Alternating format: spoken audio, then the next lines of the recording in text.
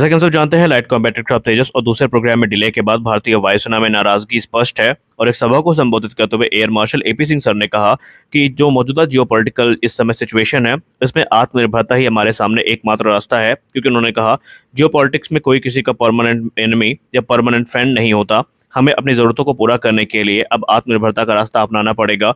अब जो भी रक्षा उपकरण होंगे वो भारत में ही बनाए जाएंगे। जितने क्रिटिकल कंपोनेंट्स हैं, सबको प्राथमिकता दी जाएगी कि वो भारत में ही वो बनाए जाएं, ताकि किसी प्रकार का जो दिक्कत है वो ना हो। यानी किसी भी विषम परिस्थिति में अगर अलायंस ब्रेक भी होता है तो हमें स्पेयर्स के लिए भटकना ना पड़े। तो स्पष्ट है कि भारतीय वायुसेना अब पुराने रवैये से ऊब चुकी है और सब कुछ मेक इन इंडिया इनिशिएटिव के अंतर्गत चाहती है।